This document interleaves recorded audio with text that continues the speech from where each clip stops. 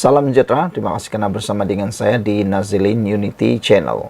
Saudara-saudara sekalian, apa yang mengejutkan kita semua ialah apabila Anwar Ibrahim memberitahu sendiri, sidang khas Parlimen bincang tempo perkhidmatan Perdana Menteri tidak melebihi 10 tahun.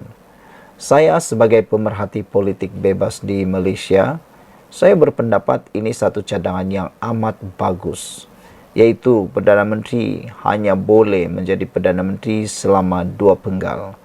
Kalaupun ia dipilih lagi, dia haruslah dipilih selepas 1 penggal tidak jadi Perdana Menteri. Hal ini untuk mengelak berlakunya penyelewengan dalam jangka masa panjang. Kerana kalau mereka dapat menjawat sehingga 20-30 tahun menjadi Perdana Menteri, maka banyaklah hal-hal yang tidak diingini boleh berlaku. Ini antaranya penyelewengan, menambahkan kekayaan sendiri dan sebagainya. Lagi pula, dengan adanya perubahan Perdana Menteri itu dalam masa yang pendek, maka kalau ada perkara yang tersembunyi, kalau ada perkara yang sulit, boleh diketahui dengan lebih cepat dan lebih dapat diselesaikan dengan lebih segera. Jangan sampai sudah berulat, tumbuh berbuah, baru kita ketahui.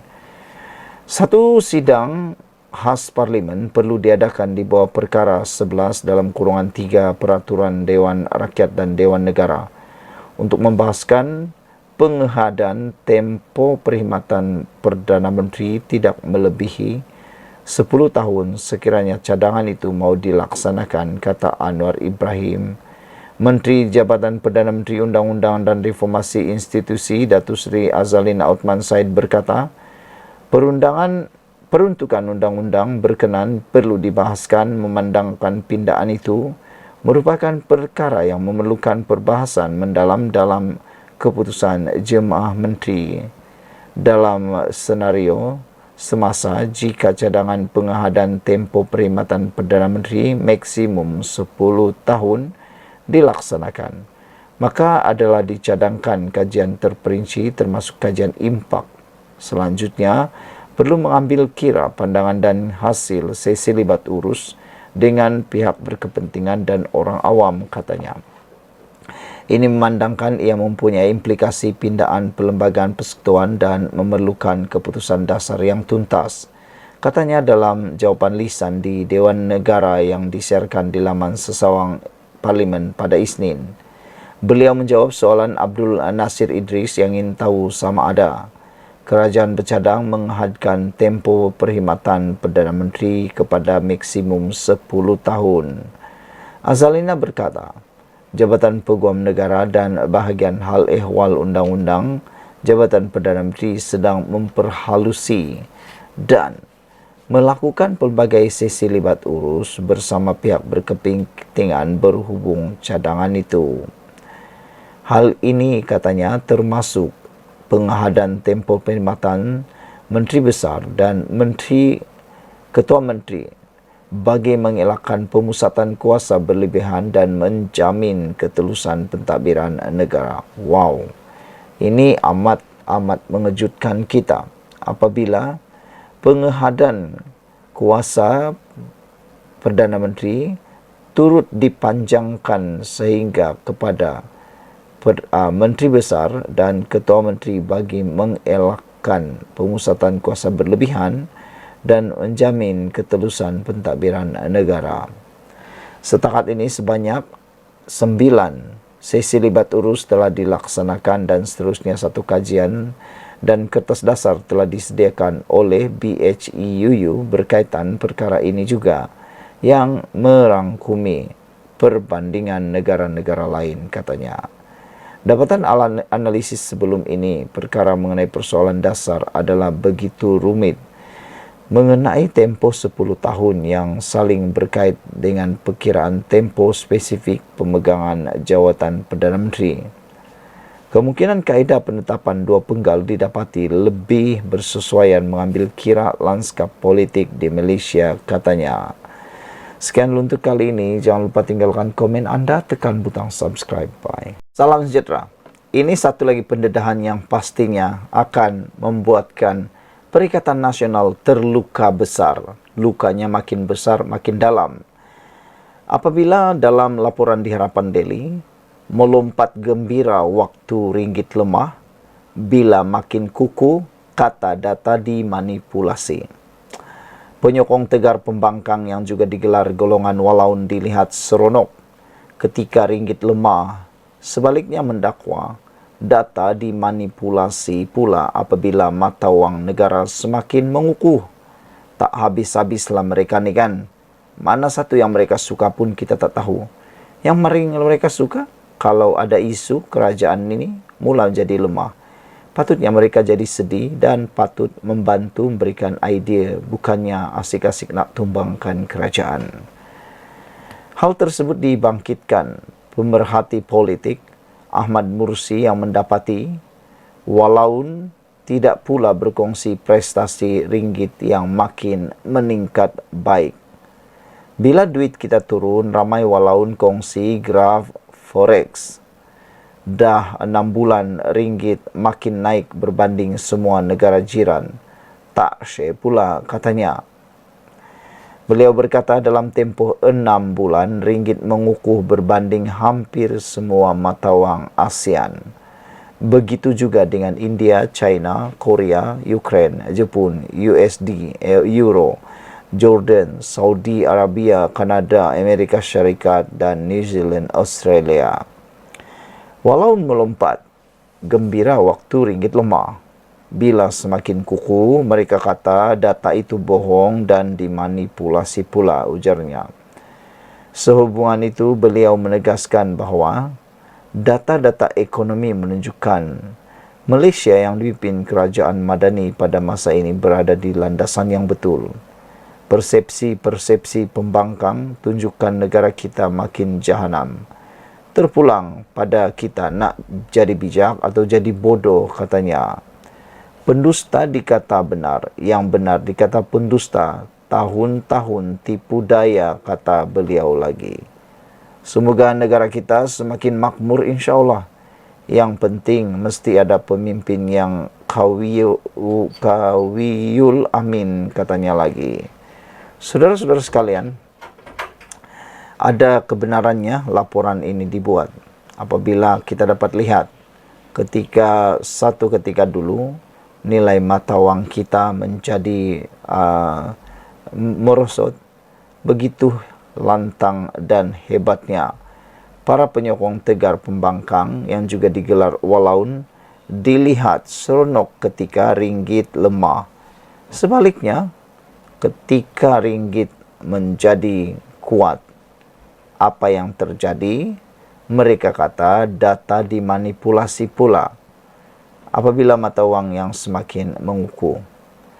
Hal ini sebenarnya telah diperhatikan oleh ramai orang, termasuk para penganalisis politik bebas, pemerhati politik bebas.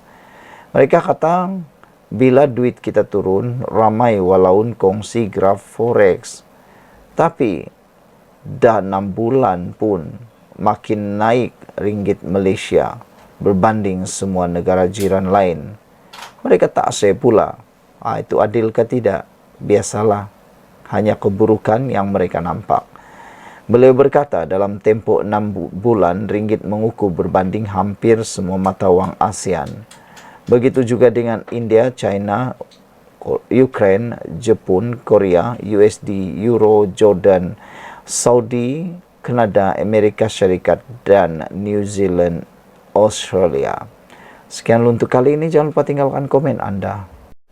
Ini sebab mengapa pengundi Dewan Undangan Negeri Nenggiri perlu beri mandat kepada calon Barisan Nasional. Dengan adanya pendedahan ini, dijangka Parti Bersatu akan menerima padah yang paling teruk sekali. Sebelum ini kita tahu pilihan raya yang terkini di Dewan Undangan Negeri Nenggiri, kemenangan Parti Bersatu hanya dibezakan dengan bilangan ratus sahaja. Tidak sampai 1.000 pun perbezaan undi. Sangat kecil. Sangat-sangat kecil bezanya. Saudara, apabila didedahkan ini dijangka, persaingan di Dun Nenggiri akan menjadi lebih hebat dan mantap lagi. Ini sebabnya mengapa pengundi Dewan Undangan Negeri Nenggiri perlu beri mandat kepada calon BN.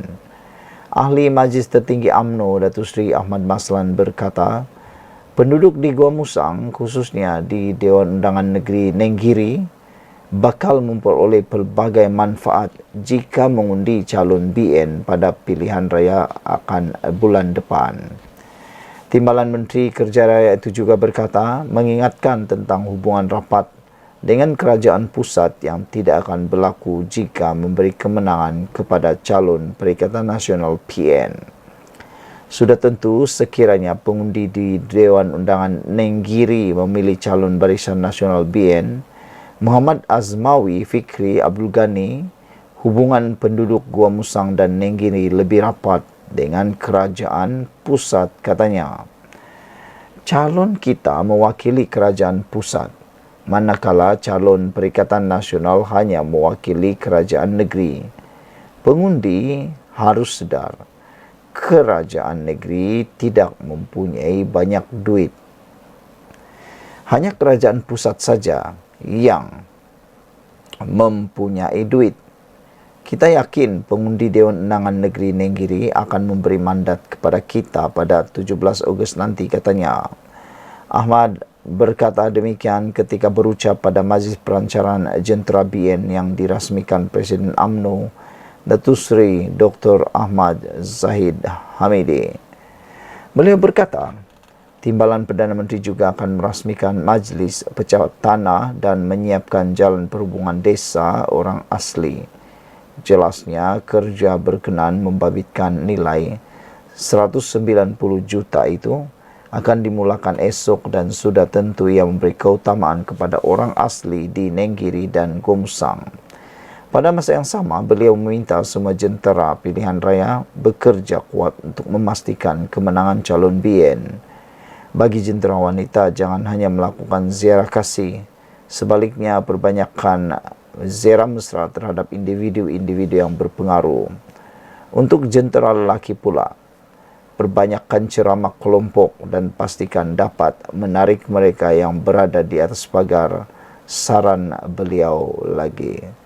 Sekian untuk kali ini. Jangan lupa ikuti terus ulasan selepas ini. Salam sejahtera. Yang ini, ucapan Anwar Ibrahim paling dibenci dan ditakuti oleh Perikatan Nasional semasa era Muhyiddin Yassin. Anwar Ibrahim dalam ucapan itu mendedahkan rahsia, bahkan mendedahkan kelemahan sebenar Muhyiddin dan ada kaitan dengan doa kunut nazilah. Anwar Ibrahim bertanya, kenapa tidak baca doa kunut nazilah ketika wang KWSP dilabur kepada BlackRock era Muhyiddin? Sebenarnya isu BlackRock dan juga isu uang itu seperti ini sudah berlaku dalam era Muhyiddin. Tapi kenapa sekarang baru mereka berhabis-habisan nak pula membalun Anwar Ibrahim seorangan diri? Perdana Menteri menemplak ahli Parlimen Perikatan Nasional PN yang tidak membacakan doa kunut nazilah ketika zaman pentadbiran bekas Perdana Menteri Tan Sri Muhyiddin Yassin yang melaburkan wang kumpulan simpanan pekerja KWSP kira-kira 6 juta ringgit Malaysia kepada BlackRock. Datuk Seri Anwar Ibrahim berkata, doa itu tidak sepatutnya dibacakan untuk tujuan melaknat kerajaan semata-mata. Tidak sependapat dalam soal politik seperti mana ditegur golongan mufti sebelum ini. Ketika tahun 2020, Perikatan Nasional PAS dan Bersatu, dia bagi BlackRock 600 juta ringgit. Duit mana? Duit mana? Duit KWSP. Kenapa ketika itu tak salah? Kenapa tak baca doa kunut nazilah? Ujar Anwar Ibrahim lagi. Beliau turut mempersoalkan pendirian golongan terbabit berhubung tindakan kerajaan dipimpin Perdana Menteri sebelum ini yang membenarkan kapal Israel masuk dan berlabuh di Malaysia. Doa ini bukan politik, sebab itu mufti beri pandangan. Ini kata kita tak setuju doa. Siapa kata kita tidak setuju doa? Hari-hari kita doa, lepas solat kita doa, tapi bukan doa melaknat orang lain, kata Anwar Ibrahim. Kamu bagi kapal Israel masuk tak ada doa. Ya, saya mesti suarakan, kata Anwar Ibrahim. Selalu saya tak jawab, biar orang lain jawab. Perdana Menteri jangan jawab, Perdana Menteri kena cakap baik-baik. Tetapi saya kena cerita dengan orang Tambun, ujarnya. Perdana Menteri X berkata demikian ketika berucap pada kenduri madani di Pusat Kegiatan Komuniti Taman Perpaduan Koperasi 2 Tambun hari ini. Dalam masa sama, beliau mengingatkan bagaimana kerajaan madani diterajuinya bertindak tidak membenarkan syarikat perkapalan berpengkalan di Israel berlabuh atau memuat kargo di mana-mana pelabuhan di Malaysia.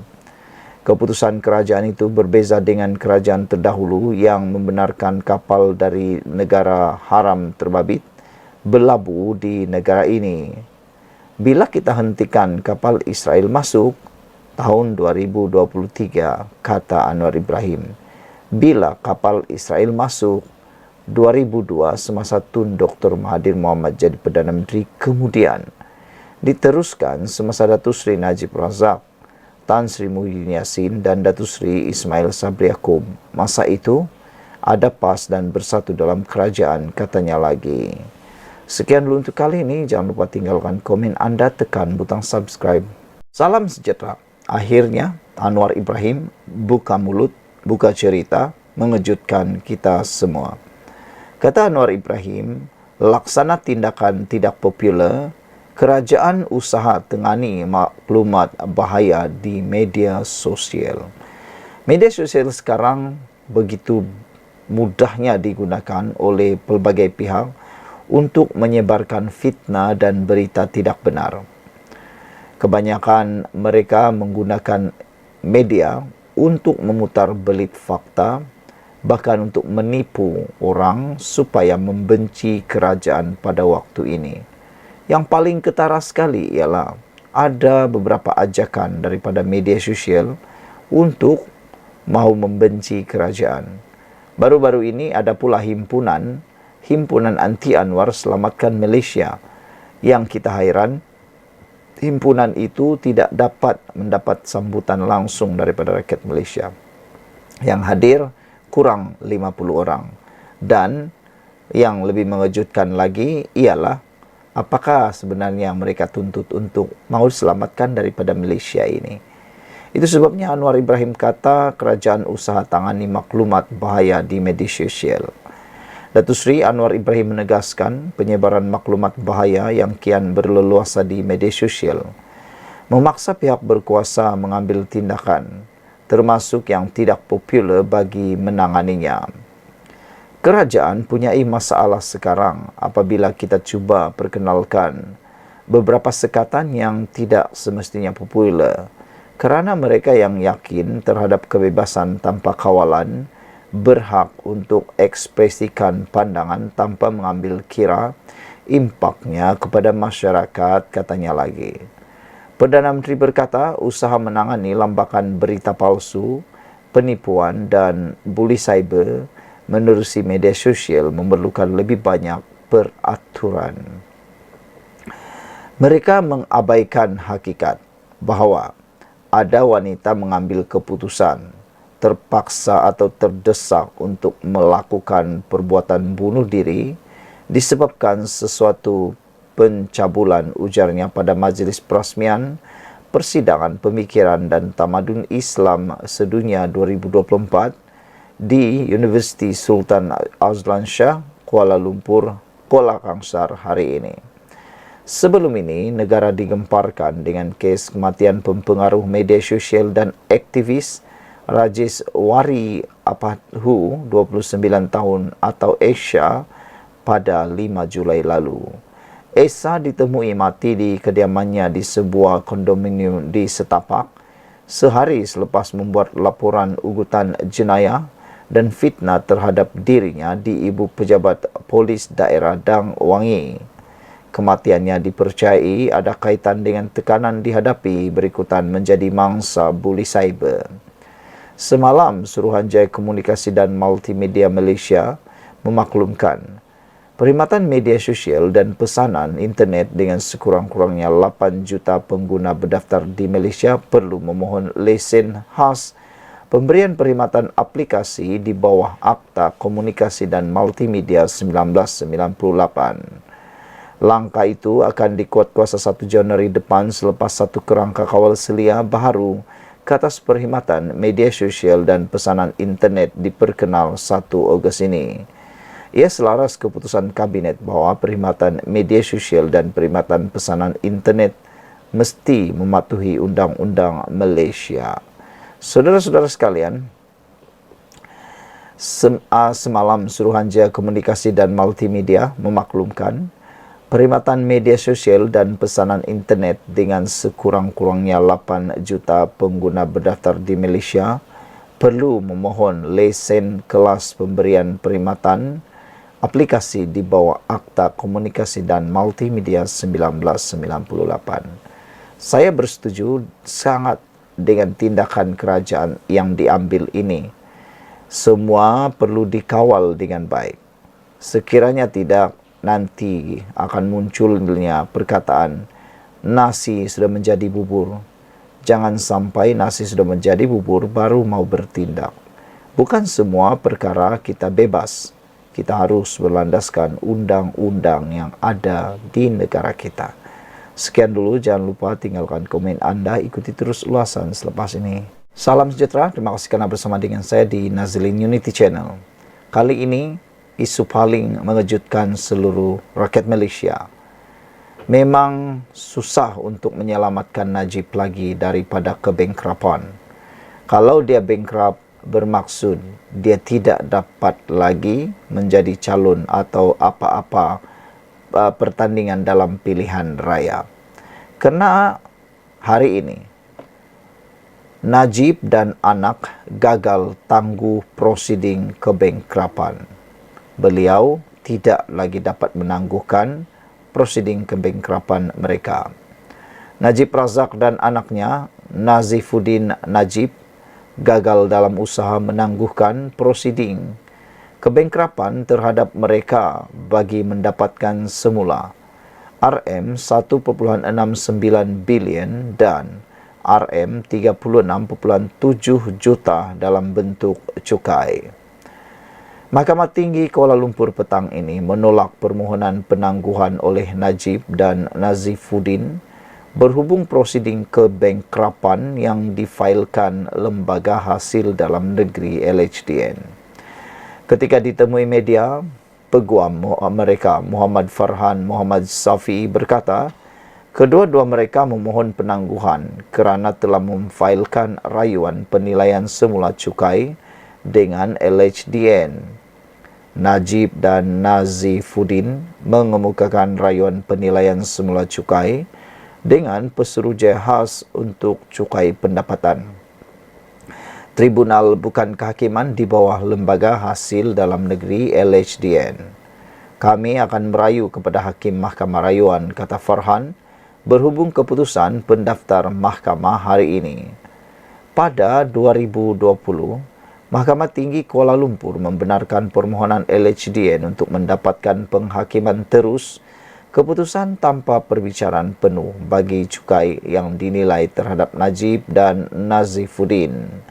Setahun kemudian, LHDN memulakan prosiding kebangkrapan terhadap Najib dan anaknya di Mahkamah Tinggi Insolvensi. Saudara-saudara sekalian, agak mengejutkan kita apabila Najib dan anaknya sekali lagi dalam keadaan paling sukar dalam hidup mereka. Apabila kini terpaksa menghadapi prosiding kebangkrapan, yang telah tidak dapat ditangguhkan lagi. Mereka gagal mendapatkan penangguhan prosiding kebankrapan itu daripada Mahkamah Tinggi Kuala Lumpur yang menolak permohonan penangguhan oleh Najib dan anaknya itu. Najib sebenarnya bersama anaknya telah pun